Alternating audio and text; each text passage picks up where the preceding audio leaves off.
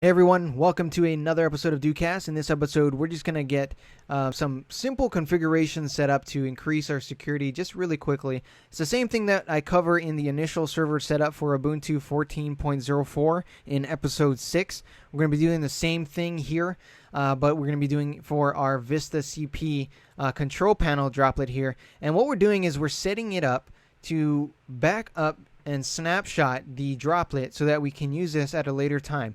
So the scenario that we're running right now is using the droplet over and over again and just starting up a new droplet for each and every client that we're going to have. So each client's going to have their own VestaCP DigitalOcean droplet, and of course you're going to be the administrator for that. Now the administrative login, you want to make sure that you keep that in a safe place, maybe encrypted in a password manager, something like 1Password or something like that. And you want to make sure that you have the root password for your droplet also set up in a encrypted password manager like 1Password, or just make sure that you have the SSH key set up for your VestaCP that you're using to log into your droplet. Just make sure that you have that set and ready to go. Alright, so what we're going to do here is we're going to change the password, and we're going to enter a new password here. Keep in mind you want something that's difficult for someone to guess, but make sure you keep track of that password as well. Now what we're going to do is we're going to create a new user. So I'm going to add a user, and this user will be John, and we're going to set up the password for this guy as well. This may be something that you'll be giving to your team. So full name, team, member. I'll go ahead and I'll just put that full name. Work phone, you don't have to fill in this if you don't want to. You can change that in the future. So is this information correct? Yes. Now we're going to set up John with some administrative privileges using the vsudo command. And we're just going to go ahead and go down to the user privilege section. And we're going to start typing in John here. Tab that. Then we're going to put in all uppercase. And I'll just go ahead and add a space there. Now to exit nano, what you want to do is you want to use Control X. And then you want to type Y for yes to save the changes and just click on enter. That will exit you out. It'll save the changes. Now what we're going to do is we're going to use some SSH configuration, which I will go into greater detail in a future episode. So configuring SSH. But this is just a simple setup. You're going to be taking this droplet and you're going to be snapshotting it so you can rev it up in the future. I like to use Vim. We're going to open up the configuration file in the XC directory for SSH. Actually, you know what? Let me show you how to get there. So we'll just take a look at what files we have here. All right, cool. So we'll CD out of our home directory, up one into our parent directory. Now what we'll do is we'll go into the Etsy directory. So we'll CD into Etsy. We'll list all the files there. Now the directory that we're looking for is SSH. Now if we scroll up just a little, we should see SSH right here, right below Spam Assassin if you went ahead and got that installed, right above SSL. Alright, so we'll change the directory into SSH here, and then we'll list the files. So we'll clear that out just so we can see it better and list the files. I like to have it all in one line or one column. So I went ahead and I used the -1 command. And this is the configuration file that we're looking to edit.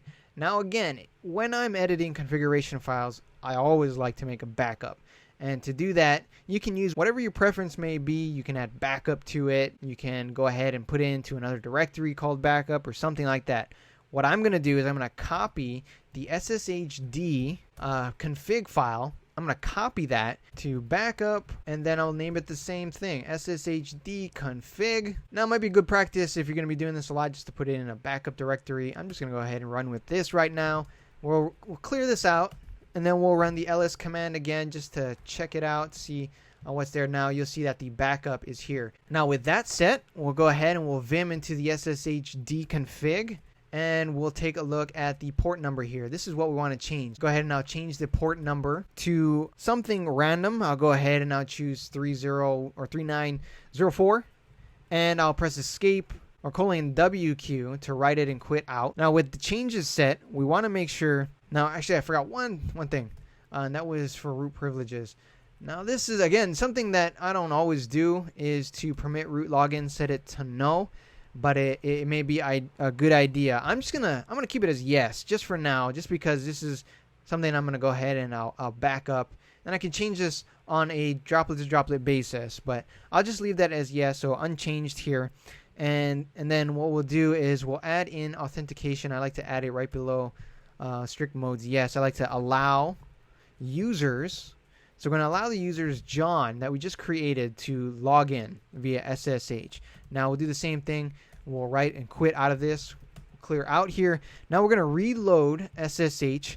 If you are not a root user, which chances are you are, if you're not a root user, then you're going to put sudo in front of services, but we're going to do service SSH, so the application that we want to restart, and then we're going to go ahead and put restart here. Now it has stopped and started for us successfully. Now what we're going to do again is we want to open up another terminal window. So I'm just going to open up terminal here. Let me go ahead and clear this out. So if you're in the clear command, what that does is it just kind of clears out the terminal so that you have a clear spot here.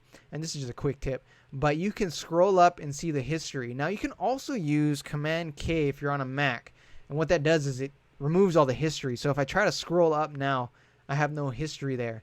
I like using clear just in case I install something and maybe something didn't go correctly and I didn't notice it at first, I didn't catch it. I can scroll up to the history and take a look at it real quick. But I'm going to go ahead and SSH into my droplet here, and I'll use the new user that I created. So SSH, and then we're going to use that port number, which lo and behold I forgot. So what we'll do is we'll cat the config file, and this will just put it on our screen here so that we can read through it. Well, cat and port is towards the top. So what's the port number here? 3904. So this is something you want to make sure that you remember as well. So port 3904, and I'll clear this 3904, and we're going to use John to SSH into our droplet here. Great. Now press enter and it should log us in, asking for my password. All right, and it logged us in successfully. Now if you want to, you can set up an SSH key for this user as well. I'll cover that in a future episode, how to generate and upload your keys so that you can log in easily. But for now, we'll just use the password. Now keep track of that password because it's going to be of extreme use to you. Now you can go ahead and you can create as many users as you need to. Maybe something like add user Tom for our teammate Tom, or for team, or for developers, or something like that. And you can just go ahead and keep those separate. But as you can see, our configuration settings are working great. Just make sure you remember what that port number is. I hope this episode was useful. If you have any comments, please do leave them below. Any feedback, leave them back on the feedback page. And if you are a DOCasts Pro subscriber, thank you so much for subscribing. I do value your guys' opinions, so do leave some feedback. Have a great rest of the day.